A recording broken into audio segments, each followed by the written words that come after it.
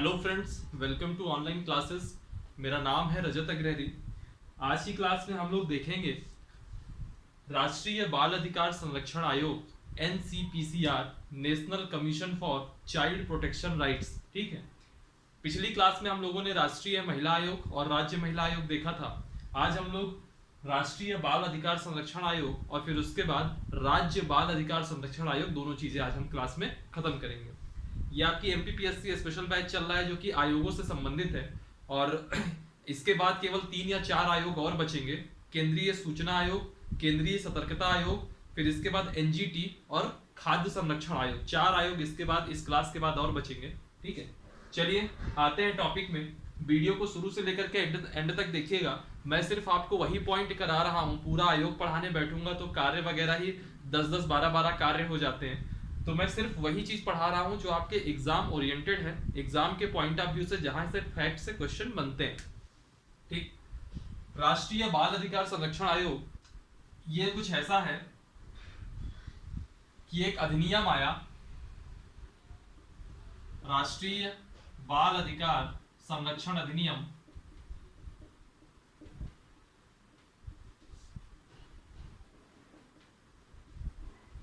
और यह अधिनियम आया 2005 में। बाल अधिकार संरक्षण अधिनियम 2005 में यह अधिनियम आता है, और इसी अधिनियम के तहत 5 मार्च 2007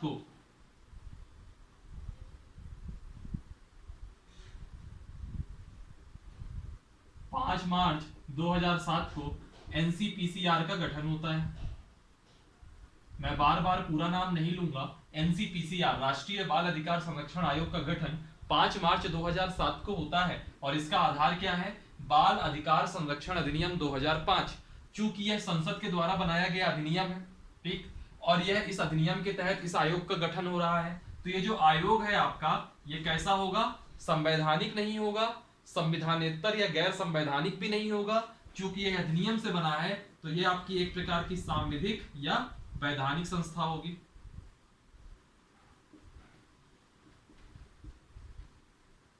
ठीक, सांविधिक या वैधानिक। और एक चीज याद रखिएगा, नाम से ही स्पष्ट है, बाल अधिकार संरक्षण, यानी कि जो बच्चे होते हैं, जो बच्चे हैं, उनके अधिकारों के संरक्षण के लिए ये आयोग बना है। और याद रखिएगा, जो ये बाल अधिकार संरक्षण आयोग है वो बच्चे यानी कि किस उम्र तक के? तो यह 0 से लेकर के 18 वर्ष सभी के लिए है। ठीक है, तो ये आयोग के लिए 0 से 18 आयु वर्ग, इसमें ये मत सोच लीजिएगा कि 6 से 14 साल या 0 से 14 साल। कई बार, क्योंकि जब हम लोगों ने शिक्षा का अधिकार वगैरह देखा था तो 14 वर्ष दिमाग में घुस गया था, 6 से 14 वर्ष है ना। तो ये 14 वर्ष तक नहीं, पूरा 0 से 18 तक, यानी जब तक आप बालिग नहीं हो जाते तब तक के लिए है। 0 से 18 आयु वर्ग में सभी बालकों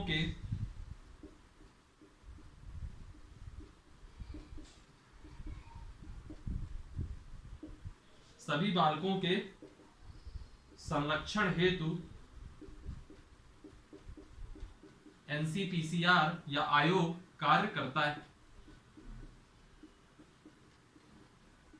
ठीक, यानी कि 0 से 18 आयु वर्ग तक के लिए है। गठन 5 मार्च 2007 को हुआ, अधिनियम 2005 में आया था, संस्था सांविधिक या वैधानिक है। ठीक, अब इसी अधिनियम के अंतर्गत इसका अगर गठन होता है तो हम देखते हैं संरचना। संरचना का मतलब क्या होगा कि इस आयोग में कितने मेंबर हैं। ठीक, याद रखिएगा, जो राष्ट्रीय बाल अधिकार संरक्षण आयोग की जो संरचना है, इसके जो आयोग का जो स्ट्रक्चर है, वही सेम राज्य बाल अधिकार संरक्षण आयोग में भी स्ट्रक्चर होगा। इसका स्ट्रक्चर चूंकि जब लिखूंगा तो थोड़ा बड़ा दिखेगा आपको, ठीक है, क्योंकि जो एलिजिबिलिटी वाला पोर्शन है वो थोड़ा बड़ा हो जाता है। इसकी वजह से मैं सिर्फ यहाँ पे एलिजिबिलिटी वाला पोर्शन लिखाऊंगा। जब मैं राज्य बाल अधिकार संरक्षण आयोग पढ़ा रहा हूँ उस टाइम पे एलिजिबिलिटी वाला पोर्शन नहीं लिखाऊंगा, वहां सिर्फ इतना लिख दूंगा, सेम एज NCPCR। इसीलिए जो आप यहाँ योग्यताएं मैं मेंबर्स की बताऊंगा, वही योग्यताएं समझ लीजिएगा कि राज्य वाले के लिए भी है। ठीक है, तो यहाँ अच्छे से समझ लीजिएगा, उसको दोबारा मैं रिपीट नहीं करूंगा। इसकी जो संरचना है, इसमें टोटल कितने मेंबर हैं? 7। संरचना में कितने मेंबर हैं? 7। कल हमने महिला वाला आयोग पढ़ा था, उसमें भी 7 मेंबर थे, एक अध्यक्ष, 5 अन्य मेंबर और एक सचिव। निर्दिष्ट सचिव केंद्र सरकार के द्वारा। यहाँ पे भी संरचना में कितने मेंबर हैं? 7। जब मैं राज्य बाल अधिकार संरक्षण आयोग पढ़ाऊंगा वहां पे भी कितने मेंबर रहेंगे? 7। बहरहाल अभी आइए, इस 7 मेंबर में एक अध्यक्ष होंगे और 6 अन्य सदस्य होंगे। एक जो है यह जो है आपके अध्यक्ष होंगे और जो 6 हैं यह अन्य सदस्य में आएंगे। ठीक, और याद रखिएगा जो अध्यक्ष होगा वह कौन होगा? एक जाना माना प्रतिष्ठित व्यक्ति। ये अध्यक्ष होने की योग्यता भी आप कह सकते हो, एक जाना माना प्रतिष्ठित व्यक्ति जिसने बाल अधिकारों को लेकर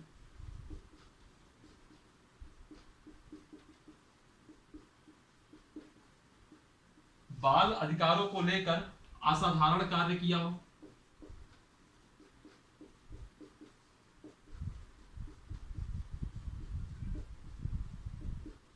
जैसे कैलाश सत्यार्थी जी हैं, कैलाश सत्यार्थी रहे, कैलाश नोबेल विजेता।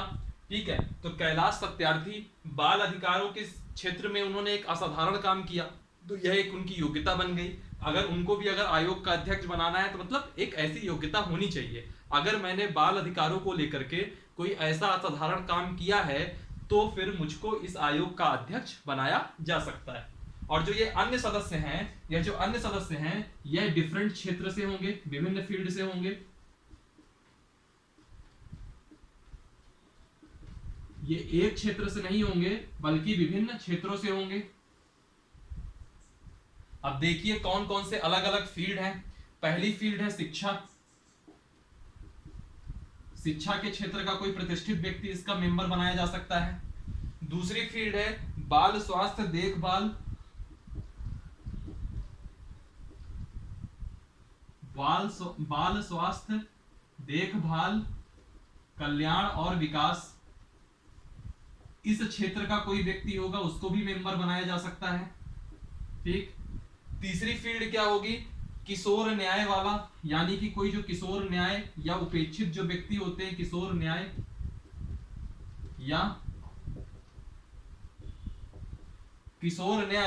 या उपेक्षित या वंचित व्यक्तियों की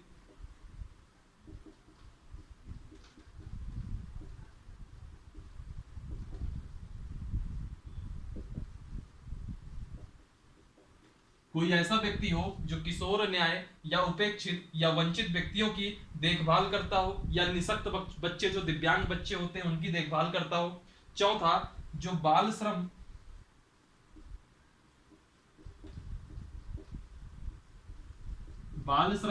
या फिर जो बच्चों में तनाव होता है, बच्चों में जो तनाव होता है,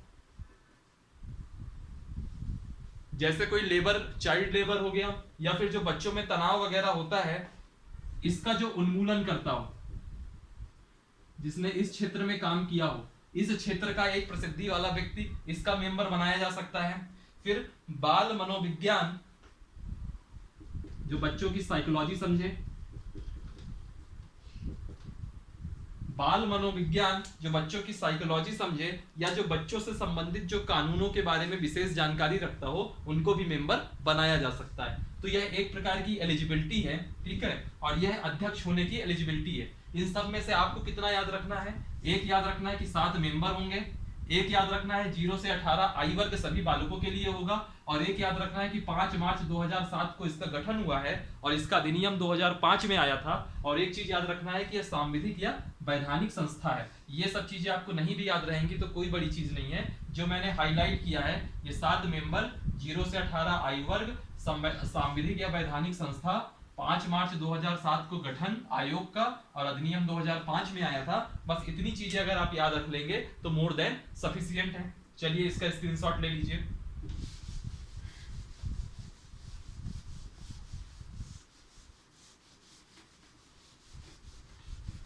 ठीक, अब इसके बाद हम लोग बात करेंगे नियुक्ति। पहले तो देख लीजिए इसका कार्यालय कहाँ है। चलिए पहले नियुक्ति देखिए, जो बड़ा टॉपिक है। नियुक्ति कौन करेगा? तो नियुक्ति जो है हमेशा केंद्र सरकार की एक अधिसूचना आएगी और इनकी नियुक्ति की जाएगी केंद्र सरकार की अधिसूचना के द्वारा। और याद रखिएगा एनसीपीसीआर के जो अध्यक्ष की नियुक्ति होती है,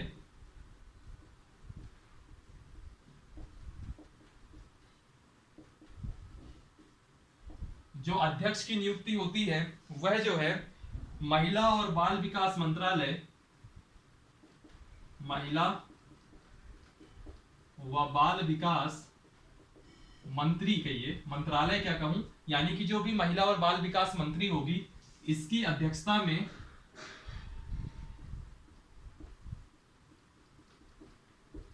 बनी 3 सदस्यीय समिति की सिफारिश पर।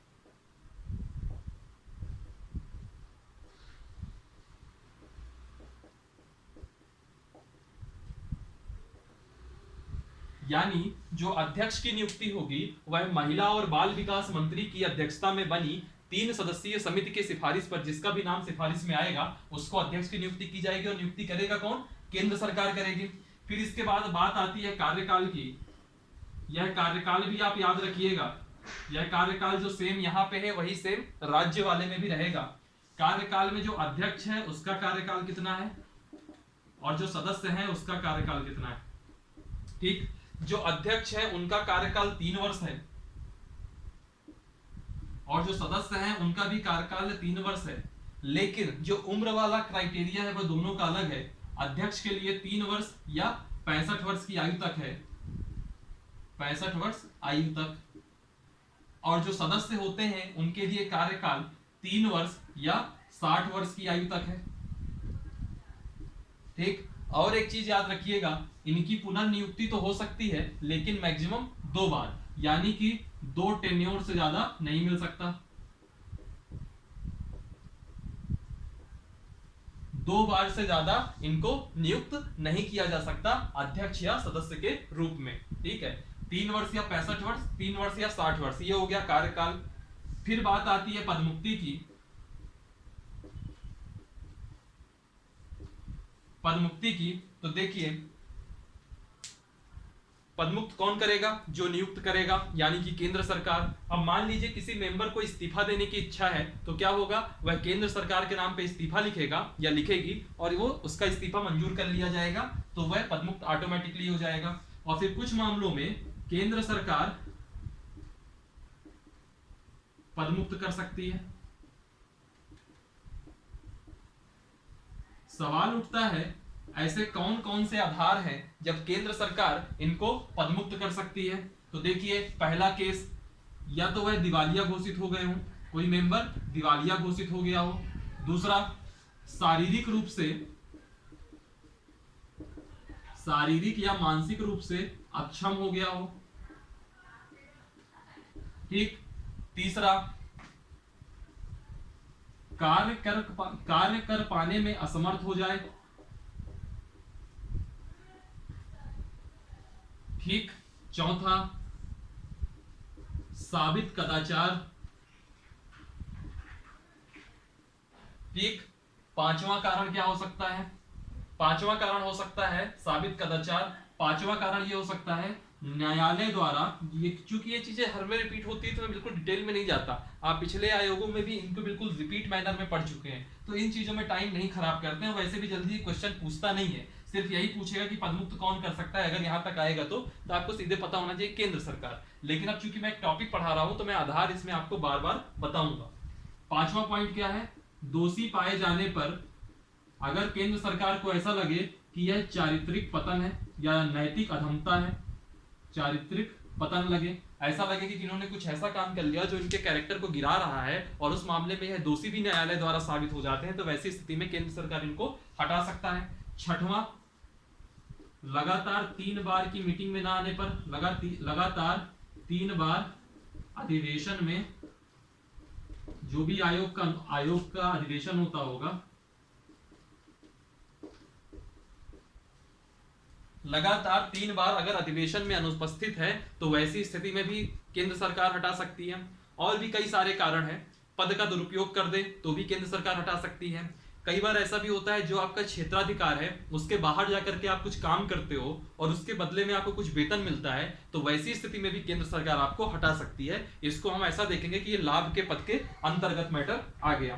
ठीक है, और एक चीज याद रखिएगा, केंद्र सरकार किसी भी व्यक्ति को तब तक नहीं हटा सकती जब तक उसको एक बार सुनवाई का मौका ना दिया जाए। यानी कि अगर इन सब किसी एक आधार में किसी एक व्यक्ति को हटाना है तो उसको एक मौका मिलना चाहिए सुनवाई का, वो भी अपना पक्ष रख सके, और उसके पक्ष रखने के बाद केंद्र सरकार स्वतंत्र है कि उसको हटाना है या नहीं हटाना।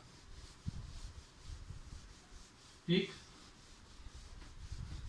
मान लीजिए कि अध्यक्ष जो है उसकी मृत्यु हो जाए या अध्यक्ष इस्तीफा दे दे, है ना, या कोई ऐसी कंडीशन बन जाए कि जब की सिचुएशन क्या है, रिक्ति की सिचुएशन है। सिचुएशन क्या है, रिक्ति की सिचुएशन है। तो अगर पद की रिक्ति है तो ऐसी स्थिति में 90 दिनों के अंदर नियुक्ति की जाएगी। अगर कभी रिक्ति बनती है, यानी कि मान लीजिए कि अध्यक्ष की मृत्यु हो जाए या अध्यक्ष त्यागपत्र दे दे, है ना, कुछ ऐसी परिस्थिति, या अध्यक्ष को केंद्र सरकार हटा दे, पदमुक्त कर दे, तो वैसी स्थिति को हम क्या कहेंगे, रिक्ति। और रिक्ति की स्थिति में 90 दिनों के अंदर नियुक्ति होनी चाहिए। पहला पॉइंट। ठीक, दूसरी चीज और देख लीजिएगा कि जो आयोग है,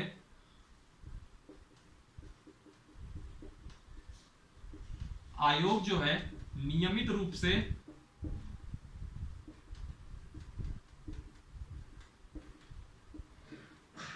जो आयोग है वह नियमित रूप से अधिवेशन करेगा, और 2 अधिवेशन के बीच में 3 महीने से ज्यादा गैप नहीं होना चाहिए।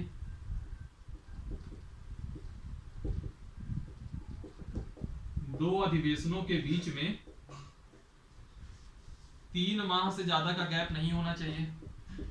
3 माह से ज्यादा का अंतराल नहीं होना चाहिए। और याद रखिए, जो ये अधिवेशन होते हैं, अगर लगातार 3 अधिवेशन और लगातार 3 अधिवेशन ऐसा हो जाए कि जिसमें कोई अध्यक्ष सदस्य शामिल नहीं हो रहा, तो ऐसी स्थिति में इसको आधार बना करके केंद्र सरकार उस व्यक्ति को हटा सकती है। हमने पहले देख भी लिया था। ठीक है, और एक चीज याद रखिएगा, इसमें क्या होता है, कोई भी अगर फैसला लेना है तो वोटिंग के माध्यम से होता है, सभी लोग बहुमत से निर्णय लेते हैं। लेकिन कभी अगर ऐसा हो जाए कि वोटिंग सिचुएशन बिल्कुल इक्वल हो जाए, एक पक्ष में सेम लोग, एक पक्ष में सेम लोग, तो वैसी स्थिति में जो अध्यक्ष होगा उसका जो वोट होगा वह निर्णायक वोट होगा। और मान लीजिए अगर अध्यक्ष अवेलेबल नहीं है तो उस समय जो भी पीठासीन होगा, यानी कि उन 7 मेंबर्स में से एक नहीं है, तो जो 6 मेंबर बचते हैं, उन 6 मेंबर में से जो भी उस समय अध्यक्ष का रोल अदा कर रहा होगा, उसके पास निर्णायक वोट देने की ताकत होगी। बहरहाल ये इतना सब कुछ इंपॉर्टेंट नहीं है ज्यादा। और एक चीज याद रखिएगा, जांच करते समय अगर किसी मामले की यह आयोग जांच कर रहा है, तो जांच करते समय आयोग के पास सिविल न्यायालय की शक्ति होगी।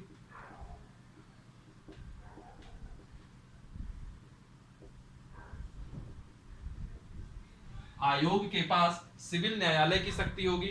और एक चीज याद रख लीजिएगा, एक फैक्ट, कि इस आयोग के, एनसीपीसीआर के पहले अध्यक्ष कौन थे, ये याद रखिए।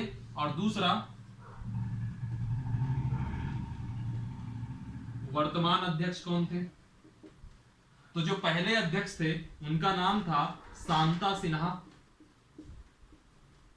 जो पहले अध्यक्ष थे एनसीपीसीआर के, उनका नाम था शांता सिन्हा।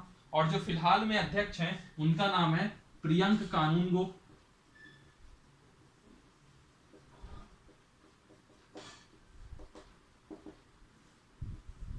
प्रियंक कानूनगो। और यह इसलिए भी इंपॉर्टेंट हो जाता है कि एनसीपीसीआर का अध्यक्ष पूछ सकता है, क्योंकि जो ये प्रियंक कानूनगो हैं, यह आपके मध्य प्रदेश के विदिशा के रहने वाले हैं। यह आपके मध्य प्रदेश के विदिशा के रहने वाले हैं। तो ऐसी स्थिति में यह और इंपॉर्टेंट हो जाता है। ठीक है, तो वर्तमान अध्यक्ष कौन है, प्रियंक कानूनगो। तो यह कुछ लास्ट चीजें थी जो राष्ट्रीय बाल अधिकार संरक्षण आयोग से संबंधित थी। इसका आप स्क्रीनशॉट ले लीजिएगा। इसके बाहर एनसीपीसीआर का कोई क्वेश्चन नहीं आएगा। ठीक,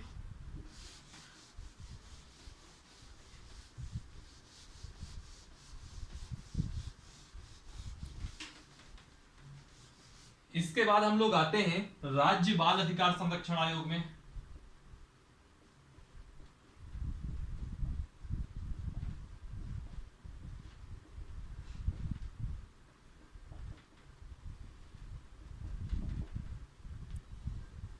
राज्य बाल अधिकार संरक्षण आयोग में।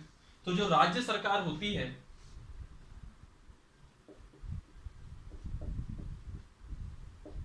जो राज्य सरकार होती है, जो मैंने बाल अधिकार संरक्षण अधिनियम 2005 बताया था, उसके जो है एक पार्ट है अध्याय 4 और उसकी एक धारा है 17। तो उस 17 के अनुसार हर राज्य में एक बाल अधिकार संरक्षण आयोग होगा जिसका नाम राज्य बाल अधिकार संरक्षण आयोग होगा। ठीक है, राज्य सरकार बाल अधिकार संरक्षण अधिनियम 2005 के तहत 2005 के अध्याय 4 की धारा 17 के तहत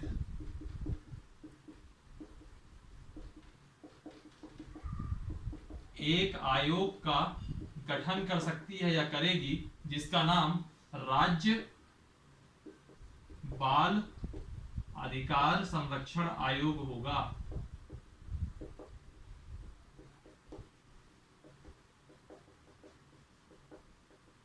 ठीक, ये है। तो आपको इस पे कुछ नहीं याद रखना, सिर्फ इतना याद रखना है कि जो बाल अधिकार संरक्षण अधिनियम 2005 जिसकी चर्चा हम शुरुआत में किए थे, उसकी धारा 17 के तहत एक आयोग होगा जो राज्य के स्तर में होगा और उसका नाम होगा राज्य बाल अधिकार संरक्षण आयोग। और इसके अलावा इसमें कुछ आपको याद करने की जरूरत नहीं है।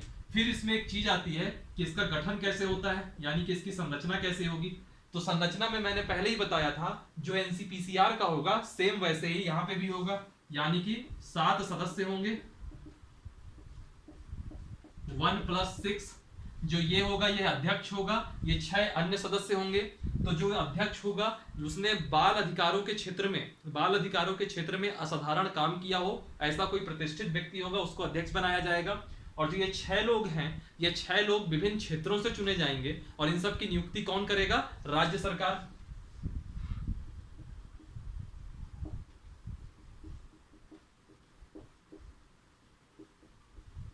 नियुक्ति बाई राज्य सरकार। और यहां पे मैंने एक चीज लिख देता हूं, जो योग्यता है या जो एलिजिबिलिटी है वो मैं लिख देता हूं सेम एज एनसीपीसीआर, क्योंकि थोड़ी देर पहले ही आपने इसको पूरा देखा है।